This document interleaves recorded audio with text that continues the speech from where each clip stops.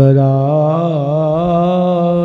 कालिन्दितट विपिन संगित तरलो मुदा कदाचित् कालिन्दितट विपिन संगित तरलो मुदा वीरिनारिवदन कमलस्वाद मधुपः रमा शंभो ब्रह्मामरपते घनशार्चितपदो जगन्नाथ स्वामी नयन पथगामी भवतु मे तमादिदेवं करुणानिधानम् तमालवर्णं सुहितावतारम्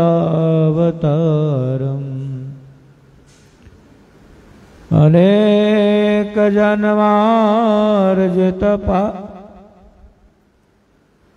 तमादिदेवं करुणानिधानम् तमालवर्णं सुहितावतारम् अपार संसार समुद्र सेतु भजामहे भगवतो स्वरूपम् भजामहे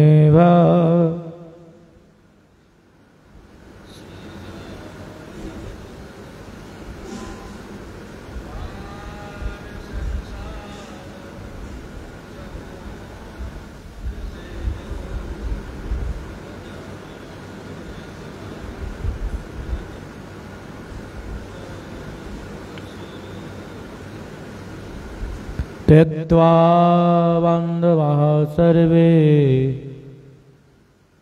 निन्दन्तो गुरवो जना त्यज्यन्तो बान्धवाः सर्वे निन्दन्तो गुरवो जना तथापि परमानन्द मम जीवनम्। श्री कृष्ण चैतन्य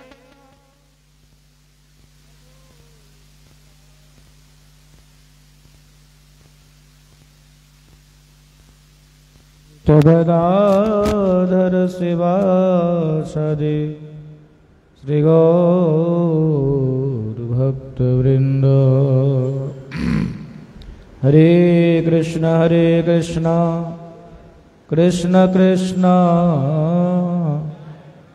हरे हरे हरे राम राम राम हरे हरे। सर्वाग्रम्य अस्मदीय परमाराध्यतम गुरुदेव नित्यलीला प्रविष्टम विष्णुपाद अष्टोत्तर शतों श्रीमद् भक्ति वल्लभ तीर्थ गोस्वामी श्री गुरु महाराज जी के चरण कमलों में साष्टांग दंडवत प्रणाम पूर्वक उनके हेतु की कृपा प्रार्थना करता हूँ। श्रीमठ के वर्तमान आचार्य परम पूज्य स्वामी भक्ति विचार विष्णु महाराज जी के चरण कमलों में साष्टांग दंडवत प्रणाम करते हुए उनकी अहेतु की कृपा प्रार्थना करता हूँ। हरि कथा श्रवण पिपासु सज्जन वृंद मातृवृंद सबके प्रति यथा योग्य अभिवादन पूर्वक सबकी प्रसन्नता प्रार्थना करता हूँ। तो हम लोग श्रवण कर रहे हैं श्री चैतन्य भागवत के मध्य खंड के त्रयोदश अध्याय।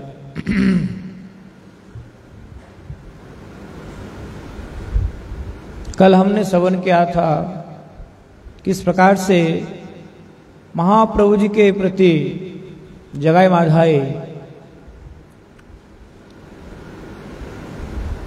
स्तुति कीर्तन उनको समर्पित किया और महाप्रभु जी ने भी जगाई माधाई के जीवन भर उनके द्वारा किए गए पापों को महाप्रभु जी ने अपने शरीर में ग्रहण किया और ग्रहण करते उनका पाप का भार इतना, पाप का जो बोझ है वो इतना प्रकांड था कि क्या हुआ, महाप्रभु के शरीर में कालापन पड़ गया।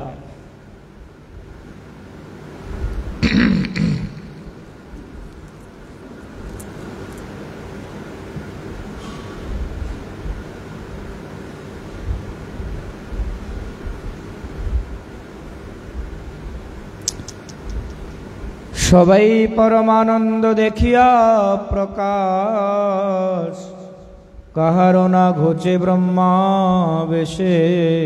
উল্লাস। যার অঙ্গ পরশিতে রমা ভয় পায়, সে প্রভুর অঙ্গ সঙ্গে মদ্যপে নাচয়। মদ্যপের উদ্ধারিলা চৈতন্য গোসাই, वैष्णव निंदक एक कुंभी पाक दिला ठाए। कहते हैं जो मद्यप है, जो शराबी है, जो पापाचारी है, जो दुराचारी है, उनको भी महाप्रभु जी ने उद्धार कर दिया। और क्या किया, वैष्णव निंदक के कुंभी पाके दिला ठाई। जो वैष्णव निंदक है उनका कुंभिपाक नरक में जगह मिलेंगे। कुंभिपाक नरक क्या है? कुंभिपाक नरक में देखिए, नरक अलग अलग प्रकार के होते हैं। जैसे हमारे भारतीय दंड संहिता में, आईपीसी में है Prem ji, Indian panel code होते हैं ना हमारे संविधान के, तो वहां पर अलग अलग प्रावधान है। आप जैसे जैसे हमारे जितने भी धाराएं हैं संविधान की, उन धाराओं को आप जितना क्रैक करेंगे, खंडन करेंगे, उसको आप तोड़ने की कोशिश करेंगे, वही आपको सजाएं अलग अलग रूप में दिए जाते हैं। उसी प्रकार हमारे वैदिक सनातन सिद्धांत में 28 प्रकार के नरकों के बारे में वर्णना किया गया। कितने प्रकार के नरक? 28 प्रकार के नरक। उसमें कुंभिपाक, उसमें अशिपत्रवन, उसमें रौरव, है ना, ऐसे अनेक प्रकार के नरक होते हैं। तो उसमें से एक नरक है कुंभिपाक। कुंभिपाक नरक का क्या वर्णना है? जैसे हम ब्रजमंडल परिक्रमा, मायापुर परिक्रमा, या फिर अभी हम समाधि मंदिर के उत्सव में जाएंगे, तो वहां पर हजारों के तादाद में भक्त लोग आते हैं। उन सब के लिए प्रसाद के लिए बड़ा बड़ा कढ़ैया चाहिए होती है ना बनाने के लिए। बड़े बड़े,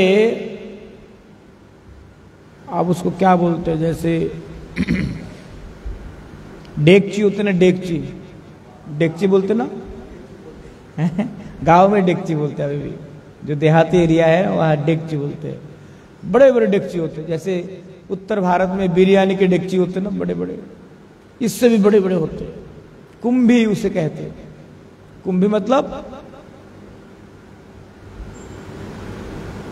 कुंभी मतलब होता है ना घड़ा, घड़ा होता है ना, घड़ा। अमृत कुंभ कहते हैं ना, जब अमृत प्रकट हुआ था समुद्र मंथन में, तो अमृत को लेकर के जब गरुड़ देव देवताओं से चोरी करके ले गए अपने माता के, उनका अपने माता को छुड़वाना था कद्रू से, क्यों? और कद्रू ने बोला कि हमें बदले में अमृत चाहिए। अभी 2-4 दिन पहले कथा सुनाया था ना। तो उसको अमृत कुंभ कहा जाता है। कुंभ मतलब कलश। तो कुंभिपाक मतलब ऐसे बड़े बड़े डेगचियों में ऐसे पापियों को ना, उनको पकाया जाता है। एक साथ मानो लाखों करोड़ों लोगों को वहां पर डाल दिए जाएंगे और गर्म पानी के साथ उनका पकाना शुरू हो जाएगा। अब उनको जो पकाएंगे, कहते हैं गर्म पानी में पकाएंगे तो मर ही जाएगा ना। कहते तब तक नहीं मरेगा जब तक वो शास्ति उनका वो सजा समाप्त ना हो, क्योंकि वो जो उनको शरीर दिया गया, यातना शरीर, जब कोई जीव नरक में जाता है ना, उसको एक स्पेशल बॉडी दिया जाता है नरक में दुखों को भोगने के लिए ही, क्योंकि आपको तो दुखों को भोगना करना है। जैसे मानिए हमारे यहां पर दिल्ली में ऐसे ऐसे जगह पर है प्रेम जी, एक जगह है, रेस्टोरेंट है, वहां आप जाओगे, जैसे अभी गर्मी बहुत है ना, तो वहां पर आपको कश्मीर का एहसास होगा। बिल्कुल बर्फीले एरिया हर तरफ, मतलब पूरा एक ऐसा बना हुआ है आर्टिफिशियल, तो वहां आप ऐसे नॉर्मल कपड़े पहन के नहीं जा सकते, क्योंकि बहुत ज्यादा टेम्परेचर लो रहते नहीं, वहां बर्फ होते वहां पर। तो क्या करते हैं, क्योंकि आप यहां से कश्मीर जा नहीं सकते, आपके पास इतना समय है नहीं, तो दिल्ली में ही कश्मीर का सैर आप कर सकते हो या मनाली का सैर कर सकते हो। तो क्या करना पड़ता है, उसका टिकट लेना पड़ता है। मैक्सिमम हो सकता है कि 1500, 2000 या 5000 रुपये टिकट हो सकते हैं, और कपड़े पहनाया जाता है अलग से, स्पेशल जैकेट होते, स्पेशल जूते होते, स्पेशल ग्लव्स होते हैं, ताकि वो जो ठंडी है आपके शरीर तक ना पहुंचे। तो ऐसे ही जब कोई मरता है, मरने के बाद उनको नरक में भेजे जाते हैं ना, तो विशेष रूप में उनका एक शरीर दिया जाता है कि उस शरीर से केवल वो दुखों को ही भोग पाए, जिसको यातना शरीर कहा जाता है। क्या कहा जाता है? यातना शरीर। उस यातना शरीर में जितना भी आप दुख दो, जितना भी कष्ट दो, वो कभी मरेगा ही नहीं। उसकी स्पेशलिटी क्या है? उस शरीर में वो यातनाएं को ही केवल भोग सकते। कुंभिपाक नरक में आग में तपा तपा करके आपको पकाएंगे, पर आप मरोगे नहीं, और कष्ट चरम सीमा पर रहेगा। कई लोग होते ना परेशान होकर के कहते भगवान कुछ नहीं दे दे, कुछ जीवन भर कुछ दिया नहीं, कोई बात नहीं, कम से कम मौत ही दे दे अभी। कई लोग परेशान होकर के मौत मांगते ना भगवान से। क्यों मांगते भाई? जिंदगी उनके सामने मतलब नरक से भी बदतर बन जाते हैं। और कई लोग तो इतना दुर्भाग्य होते हैं ना, मौत मांगने पर भी मौत नहीं होती। तो इसीलिए यहां पर कहा कि मद्यपेर उद्धारिला चैतन्य गोसाई, वैष्णव निंद के कुंभी पाके दिला ठाई। महाप्रभु जी मद्यपों को भी उद्धार कर लिया, जो शराबी थे उनको भी तार दिए, परंतु जो वैष्णव निंदुक है, जो वैष्णवों की निंदा करते हैं, उनको महाप्रभु जी कुंभिपाक नरक में भेज देते हैं। देखिए वैष्णव निंदा कौन करेंगे? वैष्णव निंदा करने वाले दो प्रकार के व्यक्ति होते हैं। एक तो होते जो बिल्कुल नास्तिक है, जो भगवान को मानते ही नहीं है, वैष्णव क्या है, भक्त क्या है, कुछ जानते नहीं है, है ना, वो निंदा करते हैं, जो नास्तिक है। और उनका निंदा करना भी इतना बहुत बड़ा आश्चर्य का विषय नहीं है, क्योंकि वो नास्तिक भी है और वैष्णव तत्व क्या है, गुरु तत्व क्या है, इनको वो जानते भी नहीं है। और एक पक्ष है जो आस्तिक है, और सबसे बड़ा भयंकर है कि वो स्वयं को भी वैष्णव मानता हो। समझ में आया? एक पक्ष वैष्णव निंदा करते हैं, जो वैष्णवों को मानते नहीं है, जानते नहीं है, भगवान को नहीं मानते, तो उनका निंदा करना स्वाभाविक है। और एक पक्ष वैष्णव निंदा करते हैं, जो स्वयं को भी वो वैष्णव मानते हैं, भगवान को भी मानते हैं। तो सबसे बड़ा तो हानिकारक उनके लिए है। है ना। वैष्णव अपराध यदि उठे हाथी माथा, वो पूरी बजाए शाखा छिंडी जाए पाता। कहते वैष्णव अपराध अगर चरम सीमा पर पहुंच जाएगा ना, तो उसका भक्ति रूपी जो लता है ना, जिसको गुरुजी ने बहुत परिश्रम करके उसका बीज बपन करके थोड़ा थोड़ा अंकुरित ही किए हैं, उस भक्ति रूपी बीज को जब अंकुरित होकर के शाखा प्रशाखाएं निकलना शुरू होगा ना, तो वैष्णव अपराध से क्या होता है, उनकी शाखाएं प्रशाखाएं टूट जाती है और वो सूख जाती है भक्ति रूपी वृक्ष। जैसे पगला हाथी होते ना, पगला हाथी को जब क्या करता है, जब वो पागलपन चरम सीमा पर होते हैं ना, वो जंगल से निकल करके कहीं पर भी चले आते हैं, और अगर गलती से ऐसे मोहल्ले में आ जाए तो एक दो को मारे बगैर वो छोड़ेगा ही नहीं। ये अक्सर होते रहते, असम में तो होते रहते, नॉर्थ ईस्ट बंगाल में, काजीरंगा में अचानक से गांव में हाथी आ गया, पगला हाथी। अब मकान में जा जा करके पूरा तोड़ फोड़ करते करते कोई सामने मिल जाएगा ना, सूंड से लपेट करके उसके छाती पे पैर रख देगा, वो कहानी खत्म। 1 मिनट में मर जाएगा। तो कहते ऐसे ही वैष्णव अपराध होते हैं।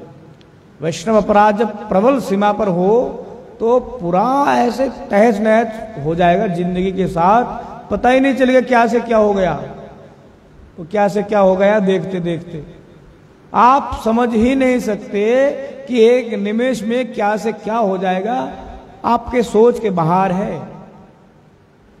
ऐसे कैसे हो गया, मैंने तो इतना प्लानिंग करके इतना कुछ करके किया नहीं, आपके प्लानिंग जाए भाड़ में। भगवान के प्लानिंग के पीछे हमारा तो प्लानिंग कुछ भी नहीं है। हम चाहे कितने ही अपने आप की सुरक्षा के लिए कितना ही प्रयास किए ना, कितना ही करेंगे भी आगे, भगवान को कोई फर्क भी नहीं पड़ता। इसीलिए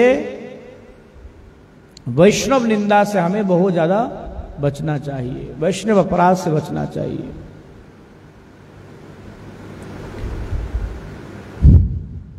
निंदाए ना बारे धर्म सबे पाप लाभ, एते के ना करे निंदा सब महाभाग। दुई दस्यु दुई महाभागवत करी, गणेर सहित नाचे गौरांग श्रीहरि।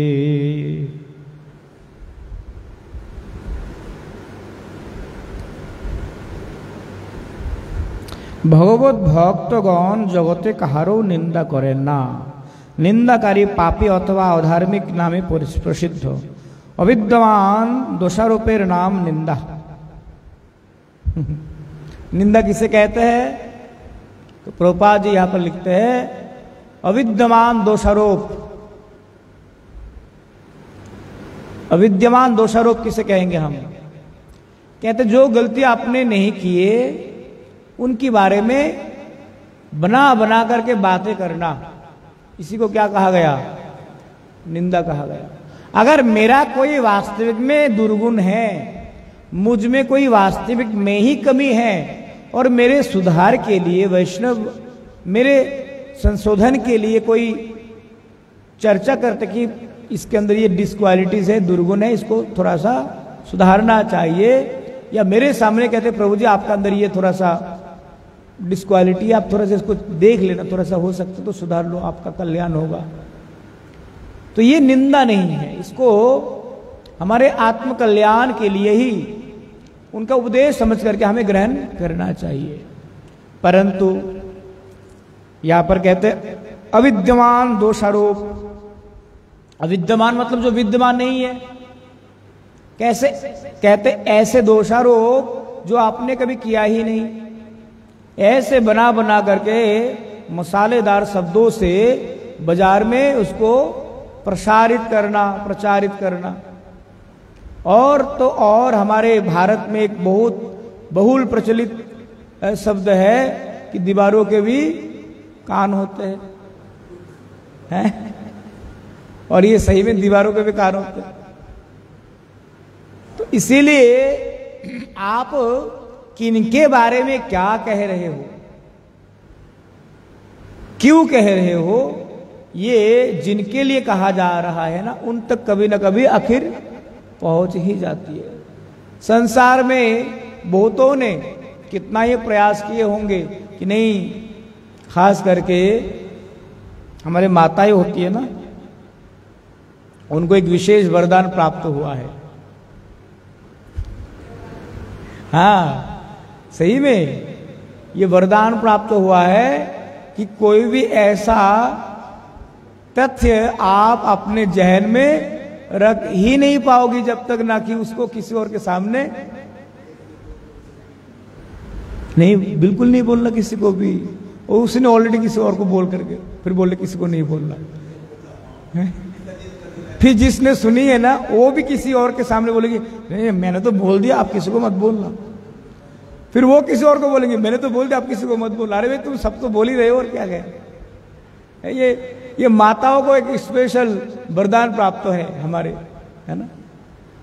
परंतु हमें ध्यान रखना चाहिए कि निंदा से हमें बचना चाहिए।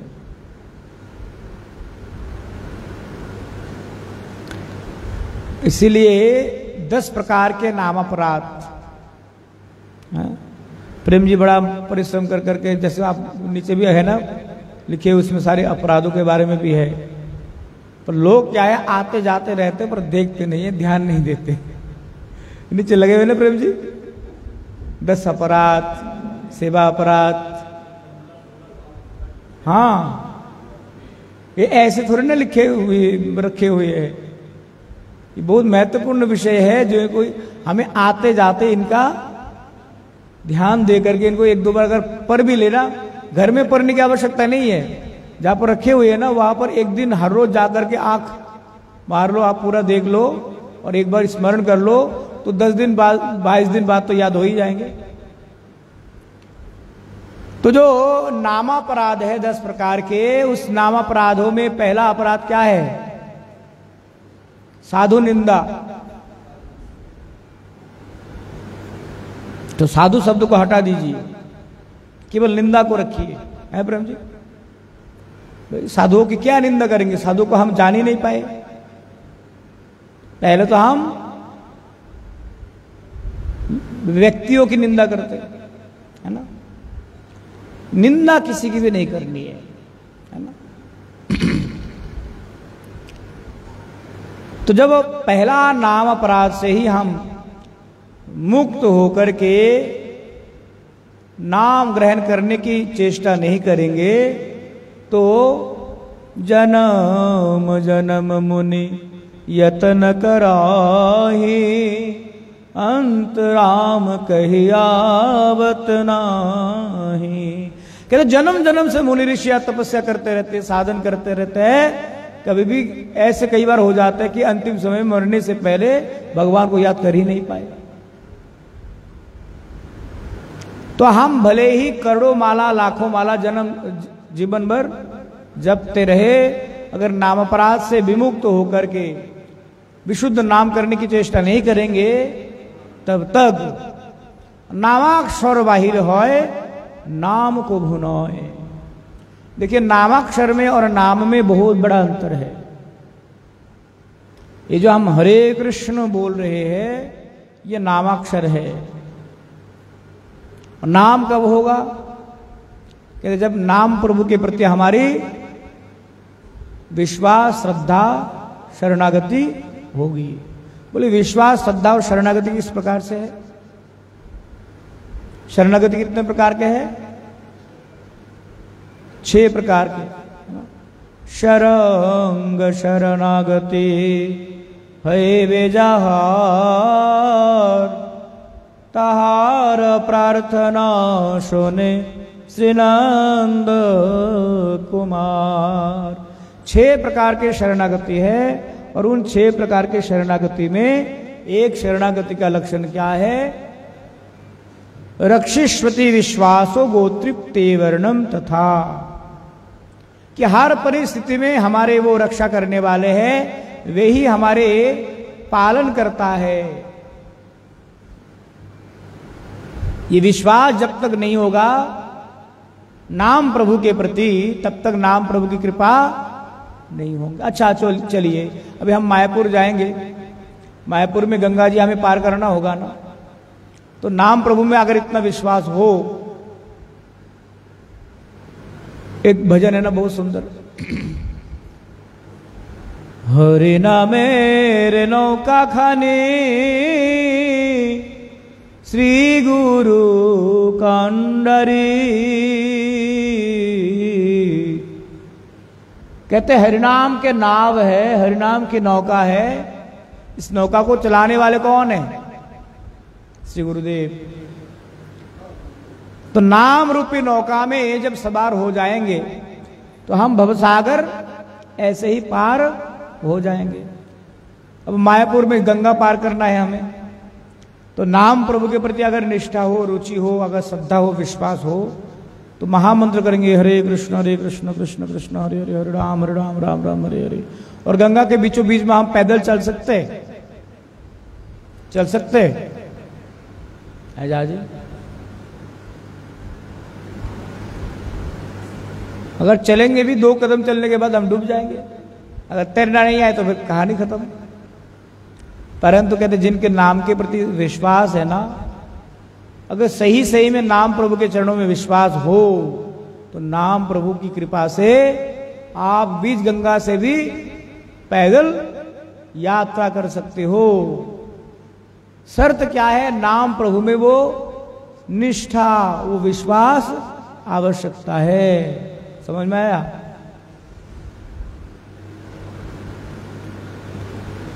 इसीलिए कहते कि प्रहलाद महाराज, उसको जब अत्याचार किया गया अपने पिताजी के द्वारा, आग में धकेल दिए गए बुआ के गोद में। उसकी बुआ का नाम क्या था? होलिका, है ना? तो एक विशेष चादर प्राप्त हुआ था उनको, जिससे कि वो हर किसी को जला दे सकती थी, पर वो खुद नहीं जलेगी। कह दिया हिरण्यकश्यप ने कि मेरे बेटे को तुम मार दो। तो होलिका ने अपने गोद में प्रहलाद को जबरदस्ती बिठाया। प्रहलाद ने ना थोड़ा भी इधर उधर नहीं किया कि मैं यहां से भाग जाऊं ताकि मैं मरूं ना। या फिर जब उसको हाथी के नीचे दबाया गया ना, तब भी वो भाग करके चले नहीं गए वहां से, डर के मारे कि मैं यहां से कम से कम भाग जाऊं, बच तो जाऊंगा। क्यों? क्योंकि नाम प्रभु के प्रति उनकी मतलब इतना विश्वास। कहते हैं श्री हरि तो हमें बचाने वाले हैं हर परिस्थिति में। इसीलिए जब जब भी उनको सागर में निक्षेप किया गया, कभी पहाड़ से गिराए गए, वो क्या करते थे? श्री हरि शरणम हरे शरणम हरे शरणम हरे शरणम। 2 भुजाएं करबद्ध करते हुए हरि शरणम उच्चारण करते करते वो चाहे आग में हो, चाहे जल में हो, चाहे तपते रेतों में हो, वो चलते गए और भगवान उनको बचाते गए। इसका क्या कारण था? क्योंकि प्रहलाद महाराज को विश्वास था कि वे हमें हर परिस्थिति में रक्षा करने वाले हैं। ये विश्वास जब हो जाएगा तब नाम प्रभु की वास्तविक कृपा होगी। उससे पहले हम जो भी करते हैं ना, ये नामाक्षर होता है। क्या होता है? नामाक्षर। हम नाम प्रभु के भरोसे में बैठ करके रह सकते हैं कि भाई आज चलो, जैसे ब्रज में कई संत होते हैं, ब्रज में कई संत होते, क्या होते ना, कई बार हट करके वो बैठ जाते कुटिया में, माधुकुरी में जाते नहीं। ब्रज के संत लोग अक्सर माधुकुरी में जाते रहते ना, तो कई बार संत लोग हट करके बैठ जाते, भाई आप जाना ही नहीं आज माधुकरी में, कोई भगवान देंगे देंगे, नहीं तो पूरा दिन ऐसे ही बिताएंगे, भगवान के भरोसे बैठ जाते। और कहीं से न कहीं से भगवान को अगर इच्छा है कि इनको अगर पवाना है प्रसाद, तो कहीं से न कहीं से कैसे न कैसे जब भगवान देता है ना, छप्पर फाड़ के देता है, और जब लेता है तो खाल उधर के भी लेता है। ऐसे ही एक कथा सुना ना आप लोगों ने, बहुत रोचक कथा है। जंगल में एक दिन कथा चल रही थी। कथा में एक प्रसंग चलते चलते महाराज श्री ने कहा कि सबको खिलाने वाले कौन है, सबको अन्न देने वाले कौन है, भगवान है। सबको खिला भगवान ही खिलाते हैं। तो एक थोड़ा सा नास्तिक प्रकार के एक व्यक्ति जो भगवान को नहीं मानता था, उसने मन में क्या क्या विचार किया, अच्छा भगवान सबको खिलाते हैं, अगर मैं सोचूं कि मैं खाऊंगा ही नहीं तो कैसे खिलाएंगे मुझे भगवान। तो उसने क्या किया, मन में संकल्प लिया कि जैसे पंडित जी ने कहा कि भगवान सबको खिलाते हैं, मैं आज से प्रण लूंगा, मैं आज दिन भर, मैं पूरा आज दिन भर कुछ खाऊंगा ही नहीं, देखता हूं भगवान कैसे खिलाते हैं मुझे, हैं। तो कहते घर में रहूंगा तो क्या पता बीवी जबरदस्ती कर ले, बच्चे जबरदस्ती करे, हैं, जबरदस्ती खिला ना दे, इसीलिए क्या किया, वो घर से बाहर जंगल में चले गए। आराम से वो रह रहा है, जंगल घूम रहा है। सुबह 6, 7, 8, 9, 10, 11 बजने को जा रहे हैं, जंगल में है वो। अब क्या क्या कुछ व्यक्तियों ने ना उसी जंगल में ना वनभोजन मनाने गए। वनभोजन होते ना, उसको आउटिंग में कोई लोग करते हैं ना, जैसे थोड़ा सा मंथ एंड है या वीकेंड है तो घर से चावल दाल सब्जी लेकर के, लकड़ियां लेकर के जंगल में चले गए, उसे बना करके खा गए, पिकनिक मनाते। तो मनाने गए, वहां पर अचानक से क्या हुआ, वहां पर डकैत लोग आ गए, डाकू। दूर से इनको दिखाई पड़ा कि कोई आ रहे हैं डकैत। इन्होंने क्या किया, जो भी बना रहा था ना, भोजन वगैरह जो भी बन गया था, वहीं पर रख करके वहां से चौपट हो गए। और घूमते घूमते वो व्यक्ति जो जिसने मन में प्रण लिया था कि मैं आज दिन भर कुछ खाऊंगा नहीं, देखता हूं भगवान कैसे खिलाते हैं, वो घूमते घूमते वहां पहुंच गए जहां पर वो सब्जी चावल दाल उन लोगों ने बना करके रख दिए थे। वो कहते भाई इतने घने जंगल में ये कहां से आ गया अन्न चावल दाल सब्जी। वो देखते डर गए, भयंकर भगवान का कौन सा प्लानिंग है पता नहीं। अब जैसे ही वो थोड़ा सा वहां विश्राम के लिए बैठा ही था, अचानक से 4-5 डकैत आ गया वहां पर, डाकू। वो भी बड़े भूखे प्यासे थे। आते ही देखा कि एक व्यक्ति वहां पर विश्राम कर रहे हैं और उनके आसपास में चावल दाल सब्जी सब कुछ बना हुआ है।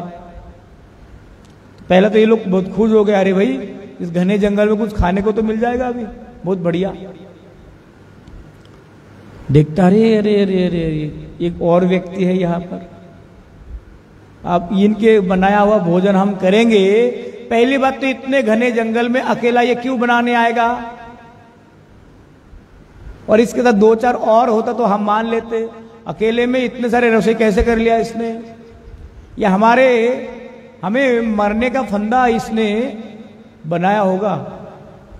तो उन चारों डकैत ने क्या किया, जिसने ये संकल्प दिला था कि दिन भर मैं खाऊंगा नहीं, देख तो भगवान कैसे खिलाते हैं, डकैत ने उनको पकड़ा। पहले उठ, कहां से आए हो तुम, ये सब कहा बनाया तुमने, चावल दाल क्यों बनाया। बोले महाराज मैं जानता ही नहीं ये किसने बनाया है, कौन रखा है, मैं तो कहीं और से आया हूं, मैं तो दिन भर में संकल्प में खाऊंगा ही नहीं आज। डकेल तो कहते चालाकी हमारे सामने, खाओगे नहीं, हमें मारने के लिए जहर देकर के ये सब खाना बना करके रखे हो और उल्टी सीधे बातें कर रहे हो। बोले इसका हाथ पकड़ो, हाथ बांध के रखा, एक वृक्ष में उसको बांध के रख दिया, और डकैत का जो सरदार था बोले वो चावल दाल सब्जी सब कुछ एक पत्तल में लेकर के आओ, पहले इसको खिलाएंगे उसके बाद फिर हम खाएंगे, अगर ये नहीं मरा फिर हम खाएंगे, ये भूख तो हमें लगाई है। तो उसके ना चाहने पर भी, इच्छा ना होने पर भी मुंह में ठूस ठूस करके डाल दिया, लो पहले खाओ तुम। तो हम जो भी सोचते हैं ना, हमारे अनुरूप सब कुछ होगा जरूरी नहीं है। भगवान का प्लानिंग ऐसा बड़े कठोर प्लानिंग होता है ना, उसमें बड़ा मुश्किल होता है समझ पाना चीजों को। हरे कृष्ण सुनीता माता हरि बोल। तो जिसने दिन भर में संकल्प लिया था कि मैं खाऊंगा ही नहीं, देखते भगवान कैसे खिलाते हैं, आखिर में खाना ही पड़ा ना उनको। तो ये भगवान के परिकल्पनाएं जो है वैसा ही है।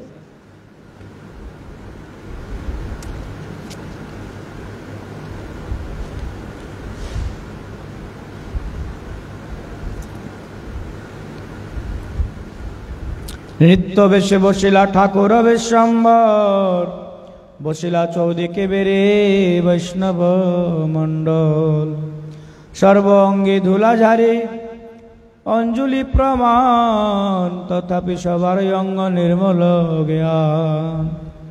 पूर्ववत हईला प्रभु गौरांग सुंदर, हासिया सबारे बोले प्रभु विश्वम्भर। ये दुइये पापी हेन ना करियो मने, ये दुइये पाप मुई दुहिलु आपने। सर्वदेहे मुई करो बोलो चलो जाओ, तबे देह पात जाओ मुई चली जाओ। যেই দেহে অল্প দুঃখে জীব ডাকেও ছাড়ে, মই বিনা সেই দেহে পড়িল না নরে। তবে সে জীবের দুঃখ করে অহংকার, মই করো বলো বলে पाए महामार। इस प्रकार से श्रीमन महाप्रभु जी चैतन्य भागवत में कह रहे हैं कि इन दोनों को यानी कि जगाई माधाई को आपसे आप कोई भी पापी नहीं समझना। जो इन्होंने पाप किया था, अब से मैं इनका पाप ग्रहण कर लिया, अब से ये लोग साधु बन गए। सुनो ये आज्ञा मोरे जे हो आमार, ये दुइये श्रद्धा करे जे दिव आहार। अनंत ब्रह्मांड माझे जत मधु बैसे, ये दुइये बट मात्र से हय कृष्णेर मुखे दिल प्रेम रसे। कहते हैं अनंत ब्रह्मांड माझे जत मधु बैसे, से हय कृष्णेर मुखे दिले प्रेम रसे।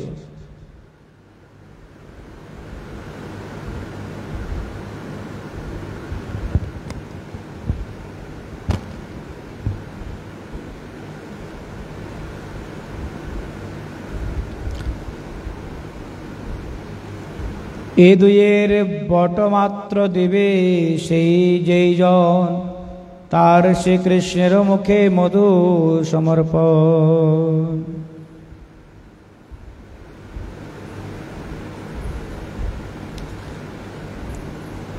कहते जगाए माधाई को आज से जो श्रद्धा पूर्वक कुछ दान में अर्पण करेंगे, अन्न दान करेगा, मानो जगाई माधाई को कोई जलपान कराया तो मानो भगवान को मधुपान कराने का सौभाग्य उनको या फल उनको मिल जाएगा। जगाई माधाई इतना महाप्रभु के प्रिय बन गए।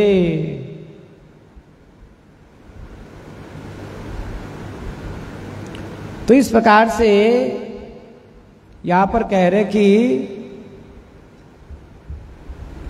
जो लोग श्रद्धा पूर्वक जगाई माधाई को कुछ अर्पण करेंगे, उनको मानो उनके वस्तुएं भगवान स्वयं ग्रहण करेंगे। এই দুইজনের যে করিবে পরিহাস, এ দুইয়ের অপরাধে তার সর্বনাশ। कहते और जो लोग जगाई माधाई का उपहास करेंगे, मजाक उड़ाएंगे, देखो देखो काल का शराबी आज साधु बन गया। अक्सर ये हमारे साथ होते रहते हैं। हम जैसे तिलक लगा करके कंठी पहन करके मठ में आना जाना शुरू करते हैं तो हमारे पड़ोसी या तो हमारे सामने या फिर हमारे पीछे बात करते, देखो बहुत बड़ी भक्तानी बन गई, बहुत बड़े साधु बन गया, पहले तो ये करता था। तो ऐसे कहने पर उनका अपराध हो जाएगा। जगाई माधाई के बारे में कोई भी अगर इस प्रकार से उपहास करते, मजाक उड़ाते हैं, तो देखो काल का डकैत, कल का शराबी आज साधु बन गया। ऐसा विचार करने पर ही कहते हैं सर्वनाश हो जाएगा।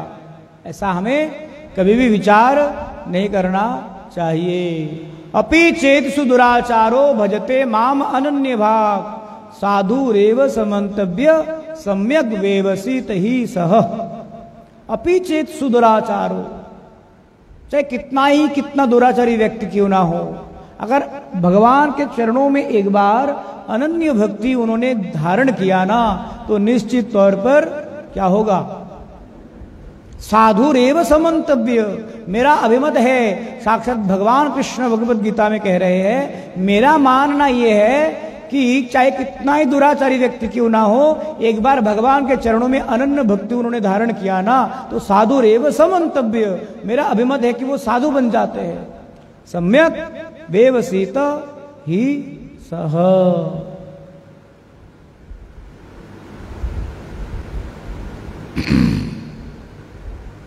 सुनिया वैष्णवगण कांदे महाप्रेमे, जगाई माधाई प्रते करे परनामे। प्रभु बोले सुन सब भागवतगण, चलो सबे जाई भागीरथीर चरण।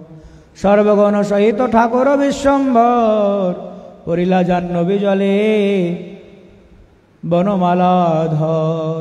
अब महाप्रभु जी क्या क्या जगाई माधाई के पाप जब अपने शरीर में ग्रहण किया, तो उनको धोलने के लिए महाप्रभु ने क्या क्या कीर्तन में उद्दंड नृत्य किए अपने घर में, सच्चे अंगन में। कीर्तन करने के बाद क्या हुआ कि जमीन पे लौट पड़ हो गए लोग, है ना, सब कुछ इधर उधर हो गया, उलट फेर हो गया। अब महाप्रभु जी कहते सब भक्त लोग चलो, कहाँ जाना है, गंगा स्नान। तो सभी भक्तों को लेकर के महाप्रभु जी गंगा स्नान में चले गए। कीर्तन आनंद जत भागवत गण, शिशु प्राय चंचल चरित्र सर्वक्षण। महाभव्य वृद्ध सब से शिशुमती, यही मत है विष्णु भक्तिर सकती। गंगा जी में स्नान के लिए गए हैं, वहां पर क्या हो रहे हैं, जैसे सरोवर में, नदी में हम स्नान करते हैं ना, जब जिन जिनको तैरना आता है उनको अनुभव होगा, विशेष करके गांव के लोगों को ये पता होगा कि क्या करते हैं गांव के लोग जब स्नान करते ना, विशेष करके बच्चे लोग तालाब में नहाने जाते हैं, तब ऐसा करते हैं एक दूसरे के प्रति जल का छिड़काव करते हैं, जल युद्ध। यहाँ पर जल युद्ध शब्द इसलिए प्रयोग किया गया, जल युद्ध मतलब ऐसे तेज गति से आपकी तरफ जल फेंक करके मारेंगे ना, आंख में लग जाते हैं। हम तो बचपन से बहुत ऐसे तालाब में स्नान करते हुए ऐसे बहुत उद्यम किया। हम जब हम लोग मायापुर में होते थे, तो मायापुर में हमारे राधा कुंड, श्याम कुंड और गंगा जी। राधा कुंड श्याम कुंड में कम नहाए हम लोग, कभी कभार नहा लेते थे, और विशेष करके हम गंगा जी में नहाने जाते थे। और गंगा जी में क्या करते थे, जैसे बरसात से पहले पहले ना गंगा जी में पानी थोड़ा सा कम हो जाते हैं, बरसात से पहले पहले। मतलब जैसे हुए कुछ, आप मान लीजिए मार्च, अप्रैल, जून, ये 3 महीना थोड़ा सा पानी के बहाव कम होते हैं। तो उस समय क्या करते, गंगा जी को इस पार से उस पार चले जाते हैं और घंटों भर हमने गंगा स्नान किए। कभी स्नान करने जाते तो कम से कम 2-3 घंटे कैसे बीत जाते पता ही नहीं चलता। और इतना मतलब भयानक, ऐसे आपके तरफ जल फेंक करके मारेंगे ना, आंख में लग जाएगा तो आंख लाल पड़ जाएंगे, पूरा चोट लग जाते हैं। तो जैसे हम लोग स्नान करने जाते थे ना, तो अगर गंगा से इस पार से उस पार आपको जाना है तो आप सीधे सीधे एक सरल रेखा में नहीं पहुंच सकते हो, क्योंकि गंगा जी की एक बहाव होती है ना, धारा जब बहती है तो स्रोत होते हैं उसके। तो यहां से हमने उस पार जाने के लिए तैरना शुरू किया तो पहुंचते पहुंचते वहां उधर आगे तक पहुंचेंगे हम, सीधा सीधा नहीं पहुंच पाते। कई बार तो बड़ा जान खतरे में भी पड़ जाते थे तैरते तैरते। बाद में फिर क्या हुआ, 1, 2, 3, 4 ऐसे लोगों को हम गंगा में चले जाते देखा, जिनको तैरना भी आता था, तैरना भी जानते, पर फिर भी गंगा की जो गहराई है ना, उसमें जल में कुछ ऐसे चक्र घूर्णिवाद होते हैं ना, वो घूमते रहते जल। वहां पर अगर उसके लपेट में आ जाएगा ना तो निश्चित तौर पर गंगा जी के गोद में चले जाएंगे। ऐसा कई बार हुआ। अक्सर तो हमारे मायापुर परिक्रमा में अक्सर बीच में ये 5-6 साल पहले ऐसा होता था कि हर 1 साल में या 1 साल बाद कोई ना कोई, दिल्ली से भी एक 2000 मेरे ख्याल से 17-18 में, हाँ दिल्ली से भी एक था कोई, इनका भी गंगा स्नान करने गए। वही मैं जब ऐसे 2-4 देखा ना अपने आंखों से ना, तब फिर मैंने बंद कर दिया। मैंने कहा नहीं, जरूरी नहीं है अब। तब गंगा स्नान में जाते भी था ना, जाता भी था, मग्गा लेकर के जाता था मैं, ऐसे बैठ के फिर ऐसे। हालांकि मुझे तैरना आता है, फिर भी, क्योंकि आप चाहे कितना ही तैराकी क्यों ना बोलो, गंगा जी में आप अगर गलती से भी अगर इधर उधर थोड़ा बहुत हो जाएगा तो कहाँ चले जाओगे कोई पता नहीं है। तो महाप्रभु जी अपने भक्तों के साथ जल के लिए कर रहे हैं, जल युद्ध कर रहे हैं। बड़ा आनंद आता है इसमें। इसलिए हम जब भी मायापुर में जाते हैं तो गंगा स्नान में बहुत एक अलग से आनंद आते है।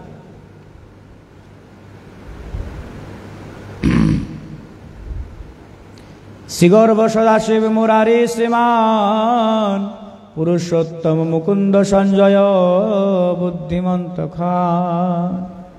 इस प्रकार से महाप्रभु जी अपने भक्तों के साथ क्या कर रहे हैं, जल विहार कर रहे हैं। है सुनीता माता, हमारे साथ कितने लोग गए थे कल? हमारे साथ कल कितने लोग गए थे? हाँ, करीब करीब 100 लोग। और हम तो बस में से गए थे, वहां से भी अलग अलग से हमारे कुछ गुरु भाई लोग पहुंचे। बहुत सुंदर कार्यक्रम रहा है। तो वहां पर हालांकि बहुत गर्मी था, गर्मी बहुत था। तो वहां पर जाकर के हमने कथा थोड़ा सुना। कथा सुनते फिर सबको क्या मिला, प्रसाद मिला, काढ़ी चावल 56 भोग का प्रसाद। उसके बाद फिर रथ यात्रा शुरू हुई, है ना। तो हमारा पहला ये कार्यक्रम था कि रथ यात्रा करते करते बीच में हम चले आएंगे, बहुत ज्यादा देर ना हो जाए इसलिए। पर चलते चलते चलते चलते अब बीच में से सबको लेकर के आना बड़ा मुश्किल है, कोई छूट ना जाए, कोई रह ना जाए। तो फिर हमने ये निश्चय किया कि अब यात्रा समाप्त होने वाली है। 8:30 तक हो गया था यात्रा समाप्त, है ना, 8:30 पौने 9 तक हो गया था। तो फिर यात्रा समाप्त करके फिर वहां पर हम लोग गए। फिर वहां पर बहुत सुंदर प्रसाद का व्यवस्था, सब लोग बैठ के प्रसाद पाए। और प्रसाद पाने के बाद फिर से हम बस में करीब करीब सब भक्त लोग रात को 10 बजे तक घर तक पहुंच गए थे।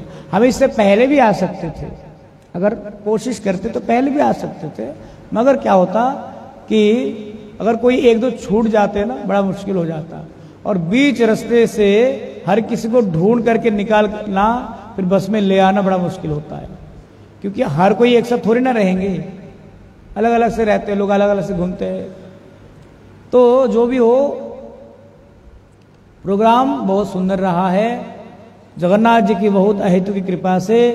फिर जैसे जैसे 7 बजने लगे तो वैसे वैसे ठंडी हवा थोड़ा सा बहना शुरू हुआ, है ना। बड़ा अच्छा अनुष्ठान का आयोजन रहा है। हमारे पूज्यपाद राधानाथ प्रभु जी, है ना, जिन्होंने ये ऑर्गेनाइज किए थे, वो भक्ति वेदांत नारायण गोसाई महाराज जी के प्रिय शिष्यों में से है और वो बहुत प्रचार करते हैं।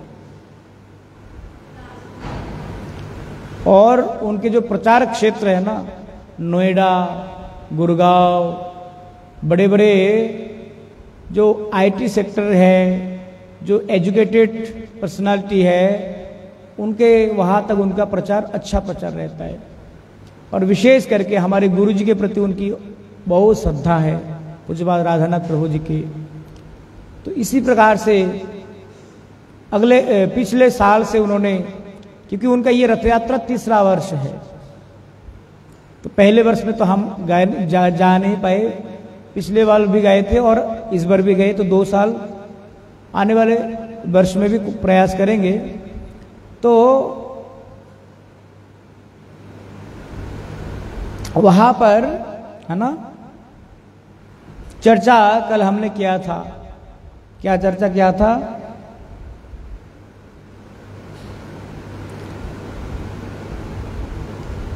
ये जो वैष्णव समाज है, ये वैष्णव समाज में भी ना एकता होना बहुत जरूरी है प्रेम जी। जैसे अभी हमने भारत मंडपम में बहुत बड़ा भव्य आयोजन हुआ प्रभुपाद जी का, है ना।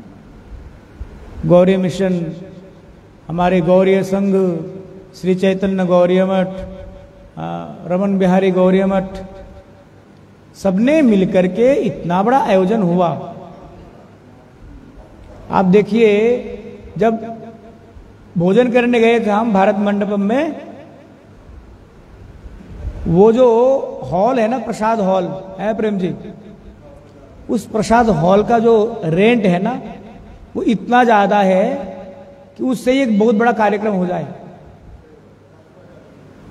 7,000 लोग एक साथ खड़े होकर के या बैठ करके प्रसाद पा सकते, ऐसे बड़ा हॉल का उसका ही रेट मेरे ख्याल से 19 लाख से 20 लाख से ज्यादा है। और सभी भक्तों के लिए प्रसाद का व्यवस्था किन्होंने किया था? करोल बाग से जो गौरीय संघ आश्रम महाराज जी।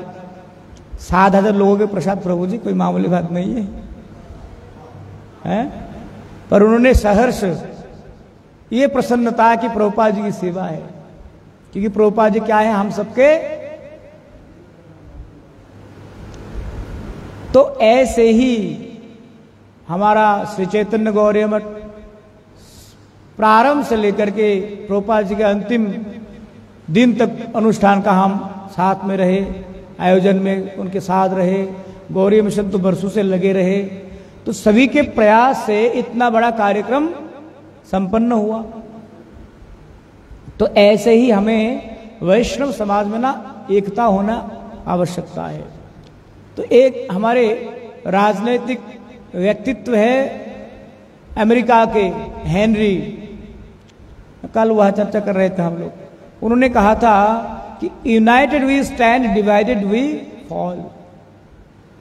हम एकता में रहेंगे तो कम से कम क्या होगा, एकता ही हमारा क्या होगा, बल होगा। और बिखरते हुए चले जाएंगे तो हम अपने आप को समेटना तो दूर का विषय है, कब हम द्वेष, क्लेश, हिंसा, इनके बहाव में अपने आप को बहा करके कहीं और किसी और नरक के कोने में धकेल देंगे, कोई पता ही नहीं। तो हमें वैष्णव समाज में यूनिटी की आवश्यकता है, जहां पर गुरुवाद है ना, गुरुवाद, मेरे गुरुजी ये है, उनके गुरुजी है, उनके गुरुजी ये है ना।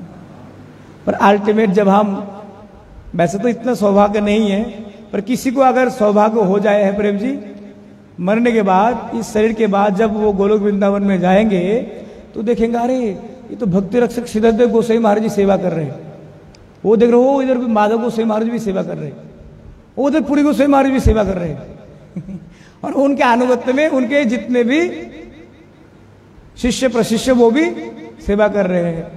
तो सबका लक्ष्य क्या है वहां पर? भगवत सेवा।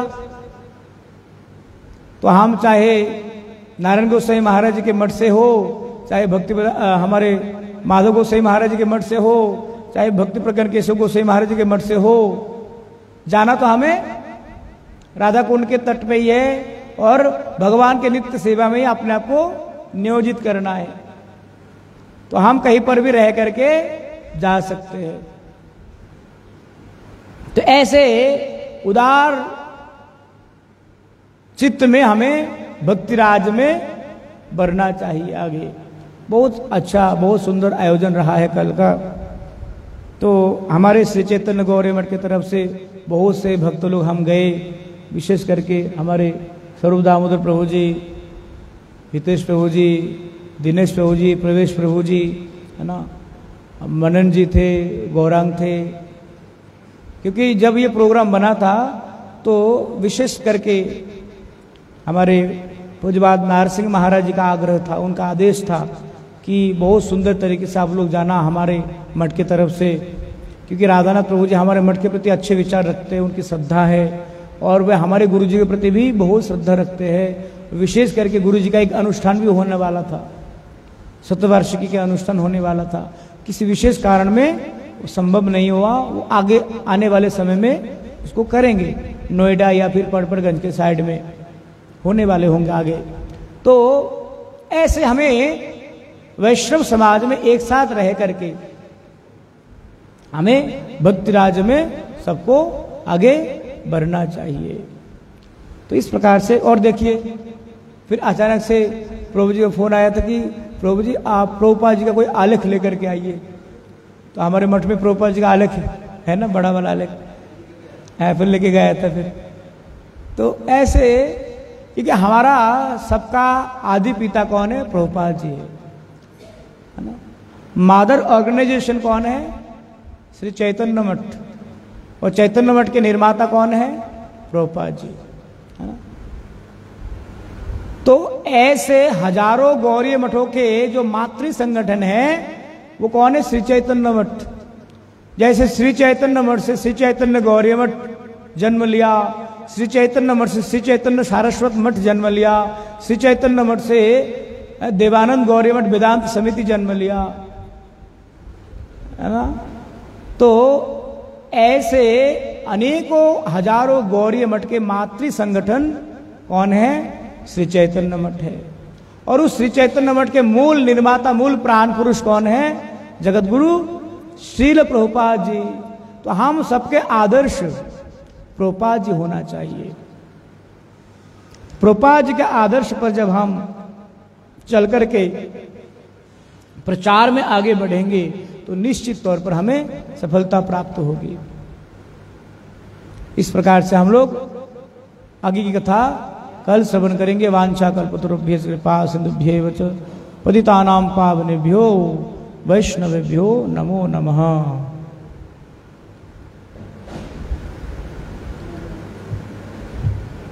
करो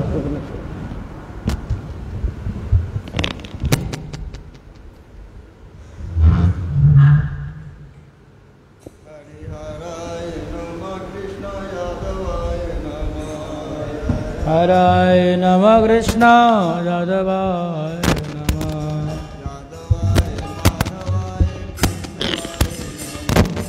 यादवाय माधवाय केशवाय नमः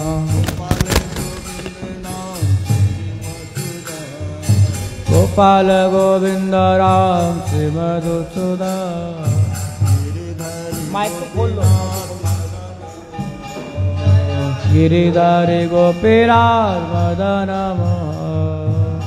चैतन्य नित्यानंद श्री अद्वैत सीता श्री चैतन्य नित्यानंद श्री अद्वैत सीता हरि गुरु वैष्णव भागवत गीता हरि गुरु वैष्णव भागवत गीता जय रूप सनातन भट्ट रघुनाथ जय रूप सनातन भट्ट रघुनाथ श्री जीव गोपाल भट्ट दास रघुनाथ गोपाल भट्ट दास रघुनाथ ये छे गोसाई करी चरण बंदन हे जय गोसाई कर चरण बंदन जहाँ तो विघ्नाश अभिष्ट पुरा जहाँ होते विघ्ननाश अभिष्ट पुरा ये छे गोसाई यार मुई तरदार हे जय गोसाई यार मोहि तरदार दासवार पदुर नो मोर पंचग्राम दसवार पदरेनु मोर पंचग्राम तादेरे चरण से विभक्त शनिवार तादेर चरण से विभक्त शनिवार जन्म जन्म हो यही अभिलाष हमार जन्म हो यही अभिलाष ये छे गोसाई जब ब्रज कैलावास हे जय गोसाई जब ब्रज कैलावास राधा कृष्ण नित लीला करेल प्रकाश ओ ब्रजे राधा कृष्ण नित्य लीला करेला प्रकाश आनंद बोलो हरि भजो वृंदावन मनेरानंद बल हरि भज वृंदावन श्री गुरु वैष्णव पद मजी आई माँ श्री गुरु वैष्णव पद मजाइया श्री गुरु वैष्णव पद पद्म करिया श्री गुरु वैष्णव पद पद्म करिया नाम संकीर्तन करि नरोत्तम दास हरे नाम संकीर्तन कहे नरोत्तम दास तो नरसिंह पर तो नरसिंह हितो नरसिंह परतो नरसिंह यतो यतो यामि ततो नरसिंह यतो यतो यामि ततो नरसिंह वैर नरसिंह हृदय नरसिंह बहे नरसिंह हृदय नरसिंह नरसिंह मादिं शरणं प्रमद नरसिंह मादिं शरणं प्रपद्ये नमस्ते नरसिंहाय प्रह्लादलदायिने नमस्ते नरसिंहाय प्रह्लादलदायिने हिरण्यकशिपु परतो शिलाटङ्कनकाय हिरण्यकशिपुर्वक्ष शिलाटङ्कन कलये भागीशयस वदने लक्ष्मी यस भागे सायस वदने लक्ष्मी यस च वक्षसि नास्ति हृदय समितं नरसिंहम् संवित्वं नृसिंहमां भजे नरसिंह जय नरसिंह जय जय नरसिंह हे नरसिंह जय नरसिंह जय जय नरसिंह प्रह्लाद जय पद्म मुख पद प्रह्लादेश जय पद्म मुख पद्म वृंग जय जय लक्ष्मीपति नरसिंह मुरारी लक्ष्मीपति नरसिंह मुरारी प्रभु मंगल ओ मंगल नीलाय प्रभु अमंगल हरे प्रह्लाद महाराज जय प्रह्लाद महाराज प्रह्लाद महाराज जय प्रह्लाद महाराज जय प्रह्लाद महाराज प्रह्लाद महाराज प्रह्लाद महाराज जय प्रह्लाद महाराज जय गुरुदेव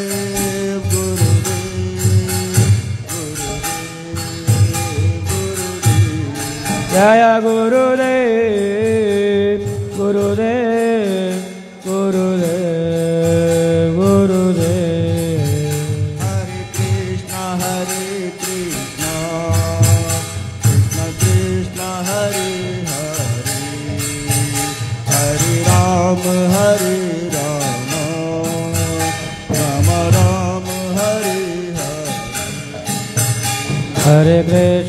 Hare Krishna Krishna Krishna Hare Hare Hare Rama Rama Rama Hare Hare Hare Krishna Krishna Krishna Hare Hare Hare Rama Rama Rama Hare Hare Hare Krishna Krishna Krishna Hare Hare Hare Rama Rama Rama Hare Hare Hare Krishna Krishna Krishna Hare Hare Hare Rama Rama Rama Hare Hare Krishna Krishna Krishna Hare Hare Hare Rama Rama Rama Hare Hare Gaur Hari Bol Hari Bol Hari Bol Hari Bol Gaur Hari Bol Hari Bol Hari Bol Hari Bol Hari Bol Hari Bol Hari Bol Hari Gaur Hari Bol Hari Bol Hari Bol Hari Bol Gaur Hari Bol Hari Bol Hari Bol Tai Gaur Hari Bol Hari Bol Hari Bol Shri Shri गुरु गौरांग गंधर्व के गिरिधर राधा मदन राधा गोविंद गोपीनाथ जीव की जय। श्री राधा श्याम सुंदर शिवन महाप्रभु श्री पंचपांडव जीव की जय। ग्रंथराज श्री चैतन्य भागवत की जय। जय श्री वृंदावन दास ठाकुर प्रभु की जय। हरिनाम संकीर्तन की जय। हरिनाम प्रभु की जय। अनंत कोटि वैष्णव वृंद की जय। गो प्रेमानंदे हरि हरि बोल।